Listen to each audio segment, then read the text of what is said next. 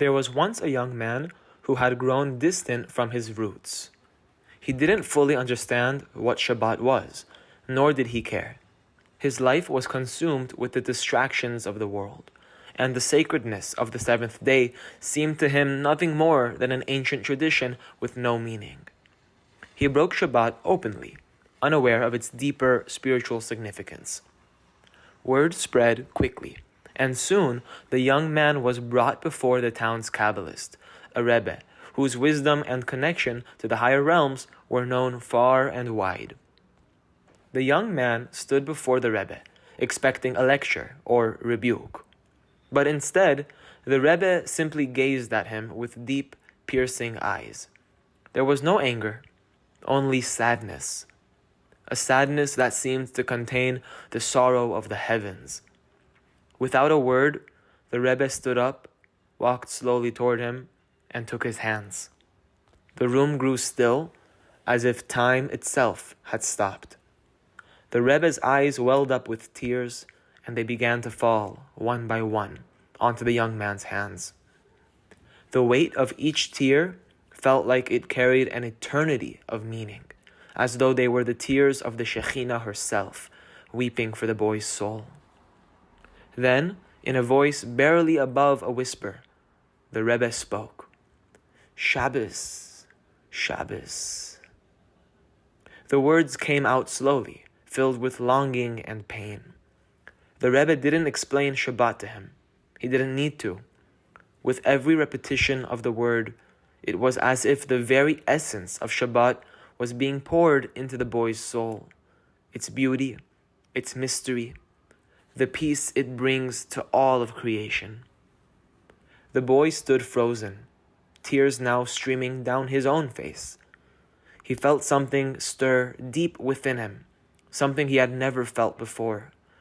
He didn't understand why, but those two words, Shabbos, Shabbos, began to awaken something ancient and profound in him. It was as if, for the first time, he glimpsed the vastness of what Shabbat truly was. Not just a day of rest, but a cosmic alignment, a moment when the upper worlds converge with the physical universe and the divine presence descends into creation. The Rebbe's tears kept falling, each one slowly soaking into the boy's skin like a slow-motion impact, but with a force that shook his very soul.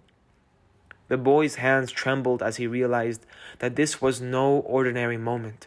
He wasn't just in the presence of a rabbi. He was standing at the threshold between worlds, feeling the pulse of Shabbat itself. The boy's heart ached, but not with guilt. It ached with the realization of how much he had missed, how disconnected he had been from the sacred rhythm of time. In that moment, he understood.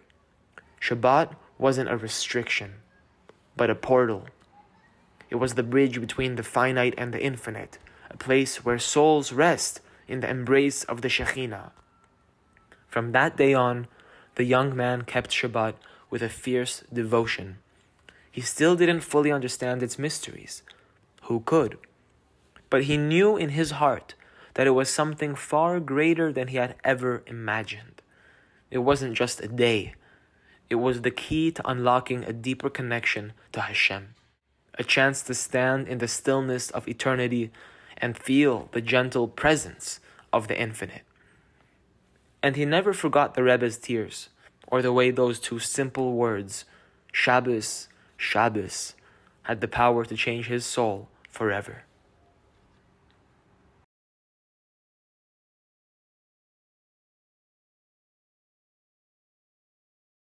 Hey everybody, thanks for watching that video. I hope you enjoyed it, and if you did, don't be afraid to share this video with your loved ones, as we know that we are trying to reach as many souls as we possibly can with the wisdom of the Torah, specifically its inner dimensions called Kabbalah, which is the mystical secrets that are contained within God's holy Torah.